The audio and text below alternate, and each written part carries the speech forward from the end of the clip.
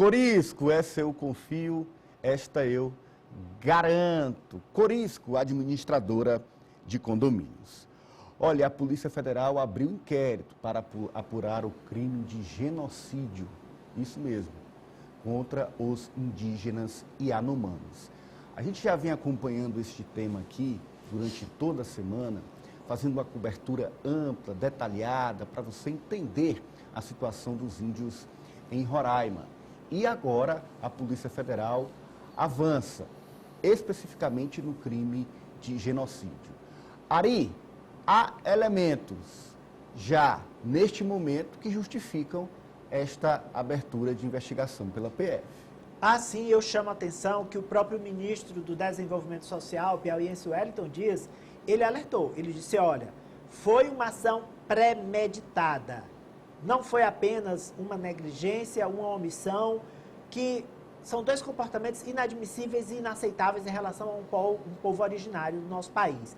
Mas na avaliação do ministro, e hoje essa é uma avaliação do governo, há indícios de que a antiga gestão, a gestão de Bolsonaro, fez de propósito, deixou de fornecer assistência médica, alimentos e suporte a esses povos, permitindo que garimpeiros e madeireiros explorassem as suas terras, os ameaçassem, estuprassem suas mulheres e com isso provocaram uma mortandade em massa. Foram quase 600 crianças que morreram nos últimos anos, a maioria por inanição, falta de comida mesmo, Ananias.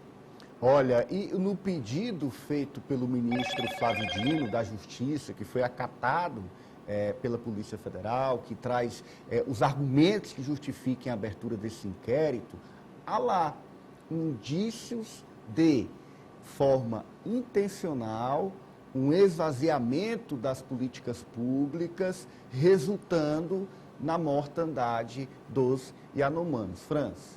Isso mesmo, Ananias. Inclusive, o ministro Wellington Dias, ele trouxe dados estarrecedores, porque dos cerca de 30 mil Yanomamis, apenas 177 são beneficiados com o Bolsa Família. Então, mesmo sendo uma comunidade, uma população que necessita dessa assistência, que está em uma situação de vulnerabilidade social, o governo federal, com o seu principal programa, não dava assistência aos povos Yanomami.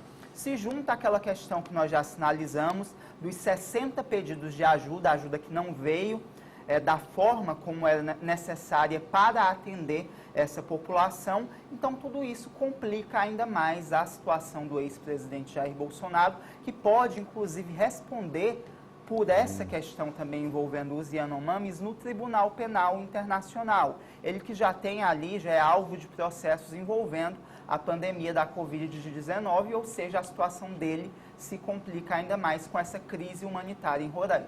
Olha, agora, olha essas imagens, você que está na TV. Para você que nos acompanha na rádio, eu digo o seguinte, este é um trabalho inédito. A Força Aérea Brasileira está aí preparando e realizou o lançamento, o primeiro, múltiplo na região Yanomami, levando alimentos e medicamentos aos indígenas que estão numa situação de grave calamidade pública.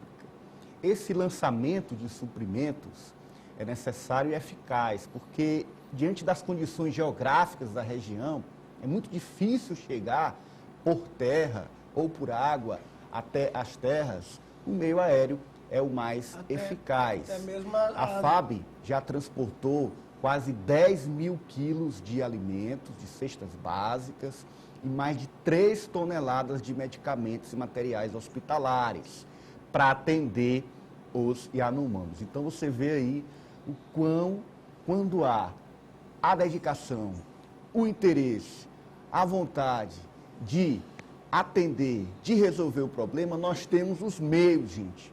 Nós somos craques nisso, e a FAB está mostrando isso a partir dessa ação. João?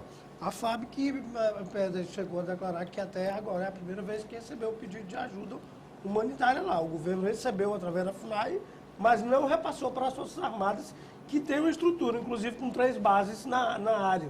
3 bases do Exército e pistas também operadas pela Força Aérea Brasileira, embora as pistas sejam do Exército, operado pela Força Aérea Brasileira. Nesse caso aí, Ananias, eles empregam os paraquedas balísticos e aí o material é condicionado em embalagens especiais. E normalmente é um material de uso imediato. Por exemplo, essa alimentação, ela vem preparada. Por exemplo, tem alguns tipos de alimentação, não sei se esse é o caso, mas a gente tem o Exército Fabrica, que na hora que você abre, ela já sai quente, ou ela já sai preparada, já sai no ponto de consumo. Mas o que eles estão enviando mesmo é o alimento normal, convencional aí, pelo que a gente está vendo. Então eles têm todo tipo de preparo. As medicações têm os kits. O próprio Exército tem o Departamento de Saúde, que eles têm um kit para cada área. Por exemplo, aqui é uma área que tem muita incidência de malária, que inclusive tem registro lá, febre amarela, leptospirose, são doenças muito comuns ali. Então eles enviam esses kits prontos. Eu acho que você disse tudo aí.